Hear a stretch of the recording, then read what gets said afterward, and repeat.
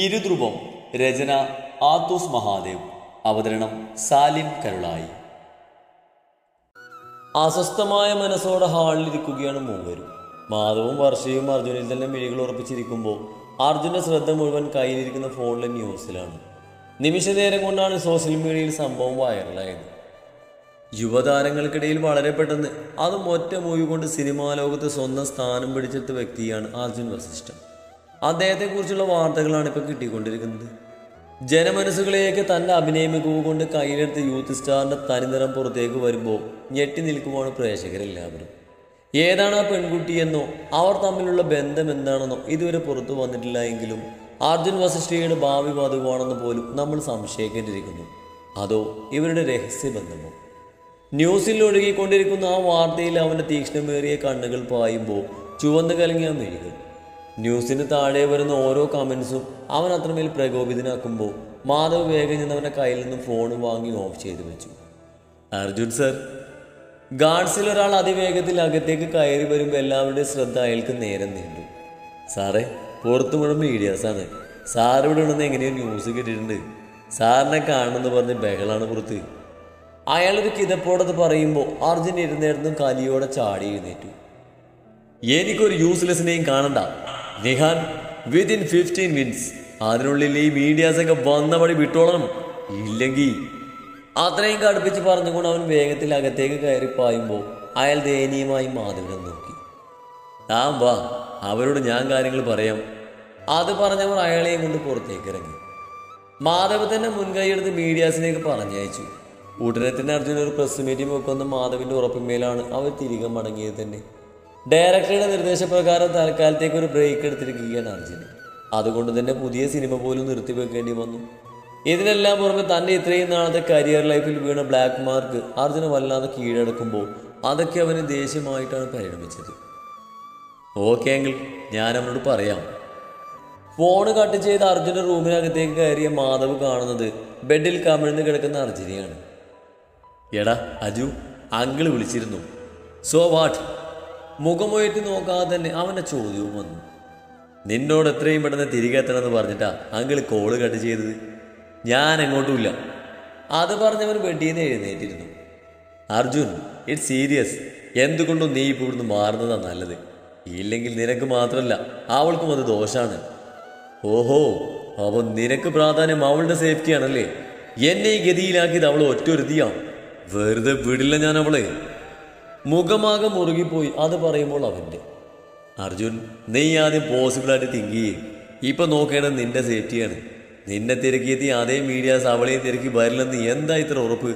നിങ്ങൾ രണ്ടാളും ഒരിടത്താണെന്ന് കൂടെ അറിഞ്ഞാൽ പിന്നെ ഉണ്ടാവുന്നത് എന്താണെന്ന് ഞാൻ പറഞ്ഞു തരേണ്ടല്ലോ.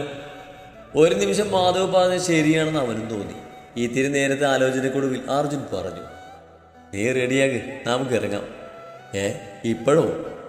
പിന്നെ എപ്പോഴാ? 2 ആഴ്ച കഴിഞ്ഞോ? ഓക്കെ ഓക്കെ, നീ ദേഷ്യപ്പെടണ്ട, നമുക്ക് ഇറങ്ങാം. ഞാൻ റെഡിയാട്ടെ.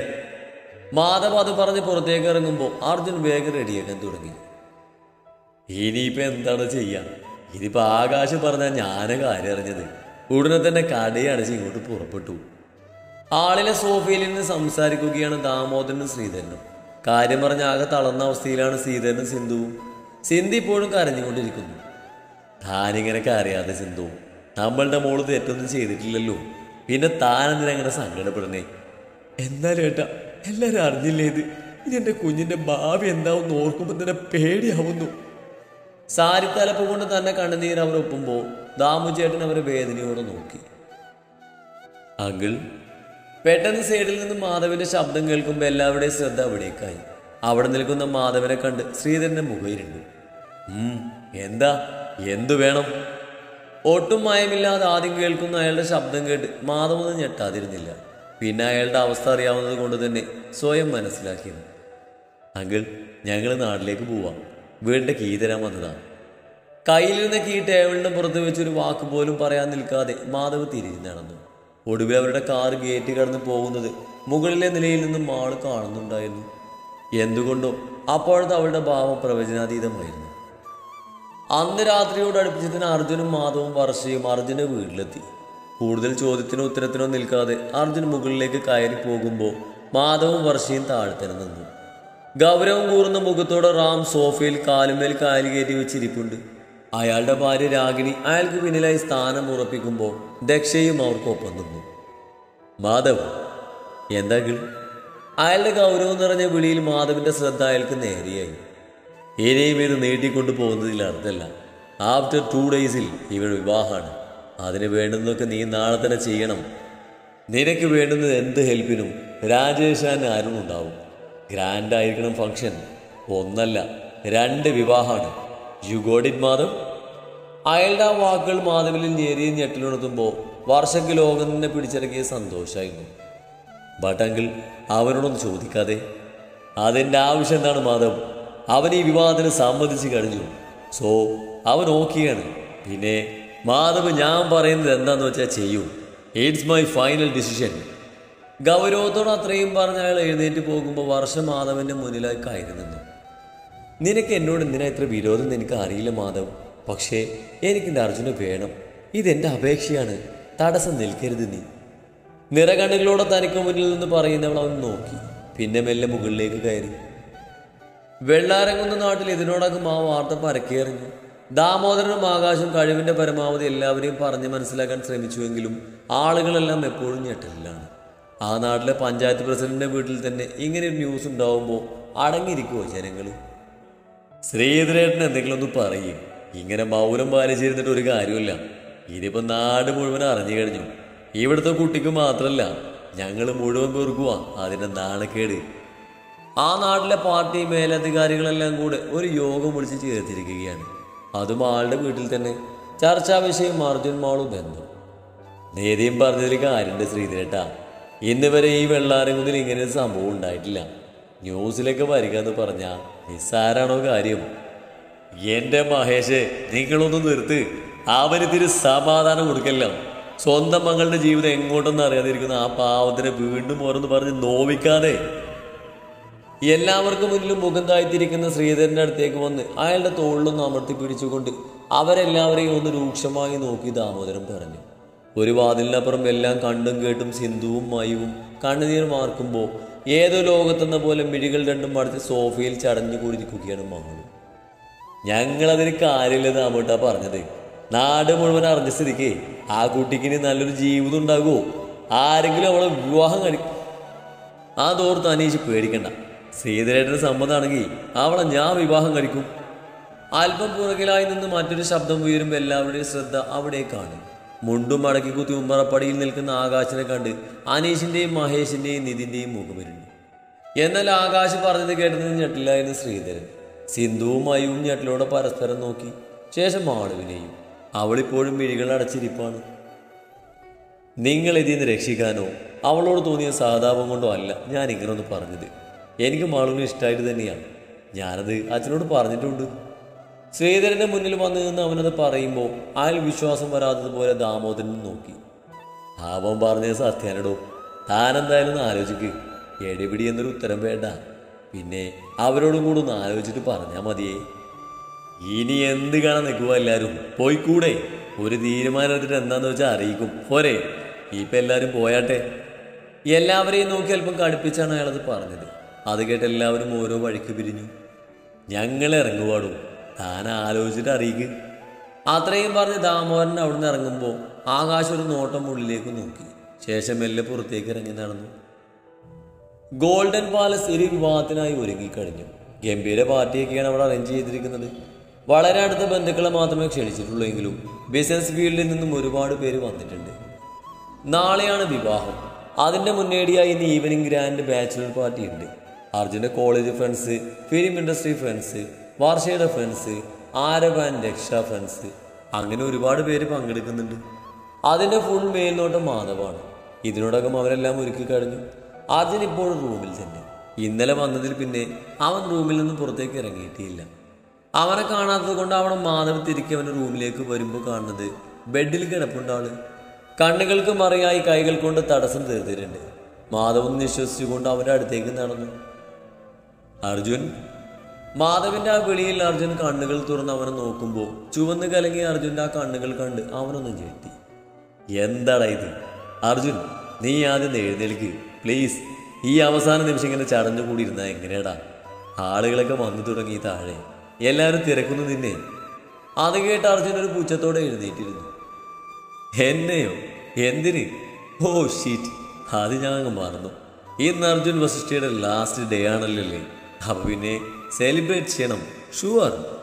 Arjun please stop it unless talk. നീ തന്നെയല്ലേ ഈ ഒരു ഡിസിഷൻ എടുത്തത്? എന്നിട്ടിപ്പോ? മാധവൽപ്പം ദേഷ്യത്തോടെ പറയുമ്പോൾ അത് കേട്ട് വീണ്ടും അർജുൻ പുച്ഛത്തോടെ ചിരിച്ചു. അതെ, ഇതെനിക്ക് ഞാൻ തന്നെ തീർത്ത വിധിയാണ്. സോ അത് അതുപോലെ തന്നെ നടക്കട്ടെ. പക്ഷെ അർജുൻ, നീ മറന്നു പോകുന്ന ഒരു കാര്യമുണ്ട്. മാളവിക, നീ കാരണം ജീവിതം തന്നെ ക്വസ്റ്റ്യൻ മാർക്കായിട്ട് നിൽക്കുന്നവൾ അവളിപ്പോ. മീഡിയാസിനെ നിന്റെ ഇൻഫ്ലുവൻസ് കൊണ്ട് തടഞ്ഞു നിർത്താൻ കഴിഞ്ഞു. ഓക്കെ, അത് നല്ല കാര്യമാണ്. ബട്ട് ആ നാട്ടുകാരെയും അവരുടെ ചോദ്യങ്ങളെയും തടഞ്ഞു നിർത്താൻ നിനക്ക് കഴിയൂടാ. സ്വന്തം വീട്ടുകാരുടെ മുന്നിൽ പോലും തലയുയർത്തി ഇനി അവൾക്ക് നിൽക്കാൻ കഴിയും. ഇപ്പൊ തന്നെ എല്ലാവരും എല്ലാം അറിഞ്ഞിട്ടുണ്ടാവും. എന്തൊക്കെയാ ഇനി ആ കുട്ടി അനുഭവിക്കേണ്ടി വരുന്നതെന്ന് തന്നെ നമുക്ക് ഊഹിക്കാൻ കഴിയില്ല അർജുൻ. അതിന് ഞാനിപ്പോൾ എന്ത് വേണമെന്നാ നീ പറയുന്നേ? നീ തന്നെയല്ലടാ പുള്ളി എത്രയും വേഗം അവിടുന്ന് മാറണമെന്ന് പറഞ്ഞ് എന്നെ ഇവിടേക്ക് കെട്ടിയെടുത്തത്. അർജുൻ അവന് നേരെ പൊട്ടിത്തെറിക്കുമ്പോൾ മാധവൊന്നും മൗനം പാലിച്ചു. ഓക്കെ, നീ അത് വിട് അർജുൻ. എന്നിട്ട് റെസ്റ്റ് ചെയ്ത് വരാൻ നോക്ക്. പാർട്ടി തുടങ്ങാൻ ടൈമാവുന്നു. നീ പോയിക്കോ, ഞാൻ വന്നോളാം. അതിനൊന്ന് മൂളിക്കൊണ്ടവൻ എഴുന്നേറ്റ് പുറത്തേക്ക് പോകുമ്പോൾ അർജുൻ പഴയതുപോലെ ബെഡിലേക്ക് തന്നെ കിടന്നു. കണ്ണുകളടക്കുമ്പോൾ മുന്നിൽ തെളിഞ്ഞു വരുന്നത് ഒരു രൂപമായിരുന്നു. മാളവികയുടെ കരഞ്ഞു വീർത്ത മുഖം.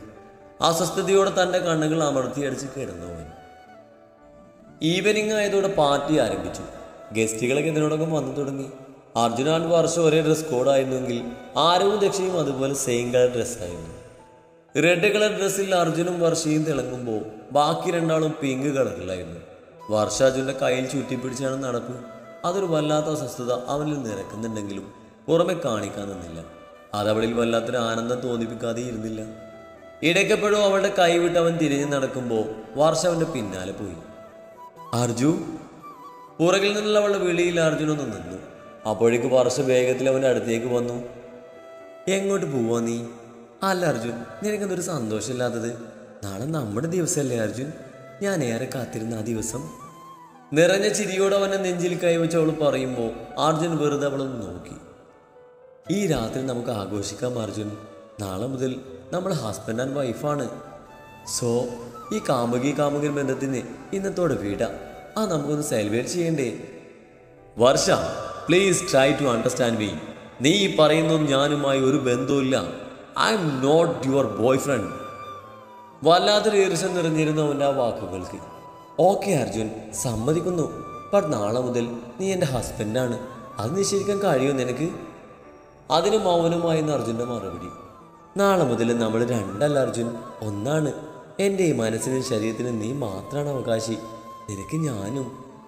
വല്ലാത്തൊരു ഭാവത്തിൽ അതും പറഞ്ഞവൾ അവൻ്റെ മാറിൽ ചാരുമ്പോൾ അർജുൻ തന്നെ കണ്ണുകളിൽ അടച്ചു നിന്നു. എന്നാൽ തന്നെ പൊണ്ണാത്ത അവൻ്റെ കൈകൾ അവളിൽ വല്ലാത്ത നിരാശ തീർത്തു. നീ എന്നെ ഒട്ടും സ്നേഹിക്കുന്നില്ല അർജുൻ? അവനിൽ നിന്നും അകന്നു മാറി നിറകണ്ണുകളോട് അവൾ അവൻ്റെ കണ്ണുകളിൽ നോക്കി ചോദിക്കുമ്പോൾ മറുപടി ഇല്ല എന്നവൻ്റെ പക്കൽ. അത് കാണുക വർഷയുടെ കണ്ണുകൾ നിറഞ്ഞൊഴുകി. അവനിൽ നിന്നും പിടിവിട്ടവൾ മെല്ലെ തിരിഞ്ഞു നടക്കുമ്പോൾ അർജുൻ വേഗം അവളുടെ കയ്യിൽ പിടുത്തപ്പെട്ടു. നിന്നെ വേദനിപ്പിക്കണമെന്ന് എനിക്ക് ഒട്ടും ആഗ്രഹമില്ല വർഷ. പക്ഷെ നിന്നോട് പ്രണയം എന്ന വികാരം എനിക്ക് തോന്നുന്നില്ല. എങ്കിലും ഞാൻ ശ്രമിക്കാം ഞാൻ നിൻ്റേതാകാൻ. അവളുടെ മുഖത്ത് നോക്കി അവനത് പറയുമ്പോൾ വർഷ അവനെ വേഗം കെട്ടിപ്പിടിച്ചു. മതി അർജു, നിന്റെ ഈ വാക്ക് മാത്രം മതി എനിക്ക്. ഇനി ഒന്നും വേണ്ട എനിക്ക്. നീ മാത്രം മതി അർജു, എനിക്ക് നീ മാത്രം.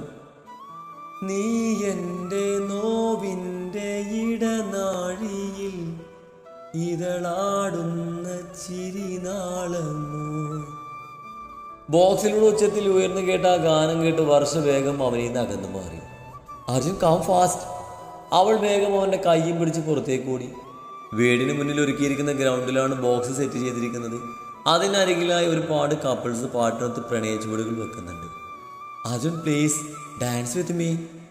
വർഷ അവൻ്റെ മുഖത്തേക്ക് നോക്കി പ്രതീക്ഷയോടെ ചോദിക്കുമ്പോൾ അർജുൻ മറുപടി പറയാതെ അവളെ നോക്കി. പ്ലീസ് അർജുൻ. കണ്ണുകൾ ചുരുക്കി യാചിക്കുമ്പോൾ അവൾ വീണ്ടും ചോദിക്കുമ്പോൾ അവനൊന്ന് പുഞ്ചിരിച്ചുകൊണ്ട് അവളുടെ കയ്യിൽ പിടിച്ച് മുന്നിലേക്ക് നീങ്ങി നിന്നു. വർഷ വിടർന്ന കണ്ണുകളോടെ അവനൊപ്പം നടന്നു. നാളത്തെ യുവജനങ്ങളെ കണ്ട് ബാക്കി എല്ലാവരും വഴിമാറി കൊടുക്കുമ്പോൾ അവരേറ്റവും മുന്നിലായി വന്നു നിന്നു. അർജുൻ അവളൊന്ന് കറക്കി ചുവടുകൾ വെക്കുമ്പോൾ ആരവങ്ങളും കയ്യടികളും ഉയർന്നു. ആരെയും കൊതിപ്പിക്കുന്ന ആ മ്യൂസിക്കിനൊപ്പം അവരിരുവരും തകർക്കുമ്പോൾ ഇതൊന്നും അറിയാതെ ഒരുവൾ തൻ്റെ ജീവിതം പോലും അവസാനിപ്പിക്കാനുള്ള തയ്യാറെടുപ്പിലായിരുന്നു.